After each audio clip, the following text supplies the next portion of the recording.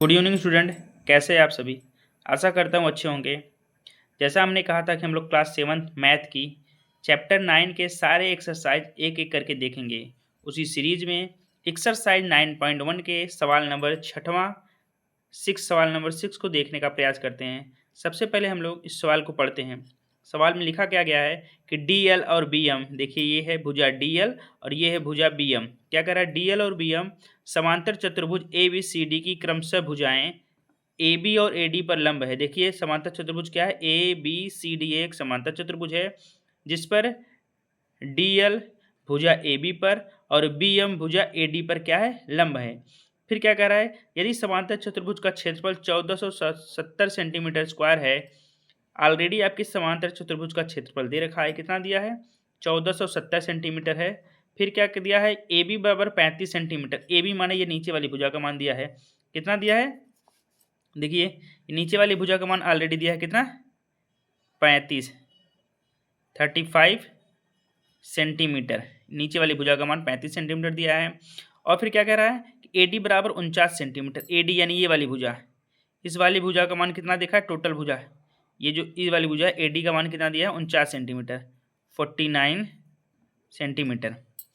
तथा फिर क्या कह रहा है कि तो बी एम तथा डी एल की लंबाई ज्ञात कीजिए। बी एम यानी इस वाली भुजा की लंबाई और डी एल यानी इस वाली भुजा की लंबाई ज्ञात कीजिए। तो आइए हम देखते हैं इसका हल कैसे करेंगे। सबसे पहले लिखेंगे हम लोग हल करते हैं सवाल को। सवाल में कुछ चीज़ें पहले से दी रहती हैं, तो हम लोग लिखेंगे दिया है, क्या दिया है, सबसे पहले कैसा चतुर्भुज है, समांतर चतुर्भुज।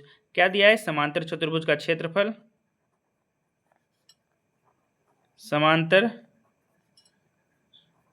चतुर्भुज का क्षेत्रफल कितना दिया है, देखिए समांतर चतुर्भुज का क्षेत्रफल दिया है कितना, 1470 सेंटीमीटर स्क्वायर, 1470 सेंटीमीटर स्क्वायर। और क्या दिया है, ए बी बराबर 35 सेंटीमीटर। किसका किसका मान दिया है हम लोग लिख लेंगे, ए बी बराबर 35 सेंटीमीटर और किसका मान दिया, ए डी बराबर 49 सेंटीमीटर। फिर लिखेंगे हम लोग ए डी बराबर 49 सेंटीमीटर। ठीक है, तो हम जानते हैं कि समांतर चतुर्भुज का क्षेत्रफल क्या होता है, आधार गुणे ऊंचाई होती है। तो देखिए सबसे पहले हम लोग ए बी को आधार मानेंगे। किसको मानेंगे आधार, ए बी को। ए बी सी डी समांतर चतुर्भुज में किसको आधार मानेंगे, ए बी को। ठीक है, हम लोग लिखेंगे समांतर चतुर्भुज का क्षेत्रफल बराबर क्या होता है, हम लोग जानते हैं क्षेत्रफल बराबर क्या होता है, आधार गुणे ऊंचाई। ठीक है, तो क्षेत्रफल हमारा कितना है, क्षेत्रफल ऑलरेडी दे रखा है आपके सवाल में 1470 सेंटीमीटर स्क्वायर। कितना लिया है, 1470 बराबर आधार का मान कितना है, आधार है ए बी, नीचे वाला क्या है, आधार है, लिखेंगे हम लोग ए बी गुणे ऊंचाई क्या है, इस डी एल को हम लोग क्या मानेंगे, इसकी ऊंचाई मानेंगे। ठीक है, ऊंचाई कितनी है, डी एल। देखिए आपके सवाल में डी एल का मान पूछा है ना, तो हम लोग यहाँ से डी एल का मान निकालेंगे। देखिए फिर लिखेंगे हम 1470 बराबर ए बी का मान कितना दिया है, ए बी का मान दिया है 35, तो लिख लेंगे हम लोग 35 गुणे डी एल। 35 इधर गुणे के रूप में है, ठीक है, 35 इधर गुणे के रूप में है, इधर आके इसमें हो जाएगा भागा के रूप में, तो हम लोग यहाँ से काटेंगे 35, 1470 भागा 35।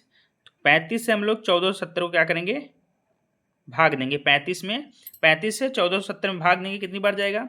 भाग देने से पहले हम लोग देखेंगे क्या 1470 और 35 किसी एक संख्या से कट रहे हैं, तो हाँ कट रहे हैं। किससे कट रहे हैं, 7 से काटो, 7 से दोनों कट रहे हैं। 7 से इसको काटो, 7 दूनी 14, 7 का नाम 7, 7 जीरो में 0, इसको काटेंगे 35 को 7 से, 7 पचे 35, एक 210/5 मिला। फिर 5 से हम लोग 210 को काटेंगे, कट जाएगा पूरा पूरा। कितनी बार में कटेगा, देखिए यहाँ पर बचा कितना, 210/5। फिर 5 से 210 को काटेंगे हम लोग, कितनी बार में कटेगा, 5 चौक 20, 5 दूनी 10, कितना आ गया, 42 सेंटीमीटर स्क्वायर। यहाँ से हमको किसका मान मिल गया, ए डी का। ए डी बराबर कितना मिल गया हमको, 42 सेंटीमीटर। ठीक है, यहाँ से हमको एक आंसर मिल गया, ए डी की लंबाई मिल गई। ए डी की लंबाई कितनी हो गई, 42 सेंटीमीटर। ठीक है, अब दूसरा मान क्या है हमको ज्ञात करना है, सॉरी डीएल का मान हमको मिला यहाँ से, डीएल का मान, डीएल का मान यहाँ देखो, डीएल का मान हमने निकाला ना, तो डीएल का मान हमको मिल गया कितना, 42 सेंटीमीटर। अब दूसरा मान हमको किसका निकालना है, डीएल का मान निकल गया, हमको दूसरा मान निकालना है बीएम का। फिर से हम लोग वही फार्मूला लगाएंगे, फिर से सेम। कौन सा फार्मूला, समांतर चतुर्भुज का क्षेत्रफल का फार्मूला क्या होता है, आधार गुणे ऊंचाई। अब हम लोग आधार किसको मानेंगे, इसको मानेंगे, किसको, एडी को, ठीक है। फिर से हम लोग लगाएंगे यहाँ पर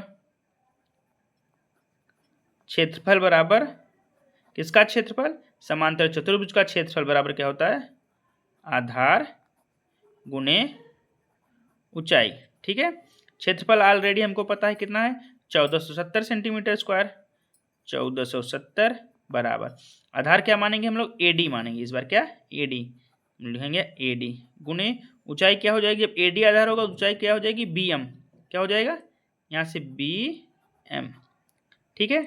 1470, एडी की लंबाई कितनी दी है, 49, एडी की लंबाई कितना है, 49 सेंटीमीटर।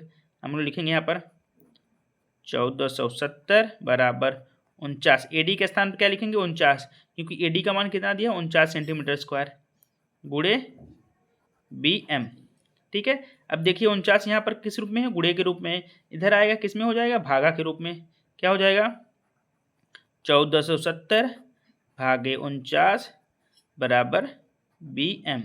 अब देखिए 49 और 1470 कटेगा क्या, किसी एक संख्या से दोनों काटेंगे, देखो कटेगा, ये भी, ये 7 से कटेगा, ये भी 7 से कटेगा, 7 से ये कितनी बार में कटेगा, हमने 1470 को 7 से काटा था पहले भी, कितनी बार में कटेगा, 210 में, और 49 को 7 से काटेंगे कितनी बार में कटेगा, 7 बार में। तो यहाँ से बीएम बराबर क्या मिल गया, बीएम बराबर 210/7। अब 210 भी कटेगा क्या 7 से, हाँ देखिए 7 से 210 काटेंगे कितनी बार में कट जाएगा, 7 × 7 और 7 × 21, 30 बार में। तो यहाँ से बीएम का मान कितना निकल गया, 30। देखिए यहाँ से बीएम का मान कितना निकल गया, 30। हम लिखेंगे यहाँ बीएम बराबर 30 सेंटीमीटर। दोनों का मान हमको पता चल गया, यहाँ डीएल का मान पता चल गया, यहाँ किसका मान पता चल गया, बीएम का। देखिए दोनों आंसर हमारा आ गया है, डीएल का मान, डीएल बराबर 42 सेंटीमीटर और बीएम बराबर 30 सेंटीमीटर। यही सवाल में पूछा गया था कि बीएम तथा डीएल की लंबाई ज्ञात कीजिए, ठीक है। तो हमने यहाँ से बीएम और डीएल दोनों की लंबाई ज्ञात कर ली, और जो फार्मूला लगाया था हमने समांतर चतुर्भुज के क्षेत्रफल का फार्मूला लगाया था, समांतर चतुर्भुज के क्षेत्रफल का फार्मूला क्या होता है, आधार गुणे ऊंचाई। यहाँ भी क्या था, समांतर चतुर्भुज के क्षेत्रफल का फार्मूला आधार गुणे ऊंचाई। पहले में आधार ए बी था, दूसरे में आधार क्या हो गया, एडी हो गया। इस तरीके से हमने क्या किया, दोनों का आंसर, दोनों का मान निकाल लिया, ठीक है। आशा करता हूँ आपको ये वीडियो पसंद आई होगी, ये सवाल आपको समझ में आया होगा, ठीक है। ओके, धन्यवाद।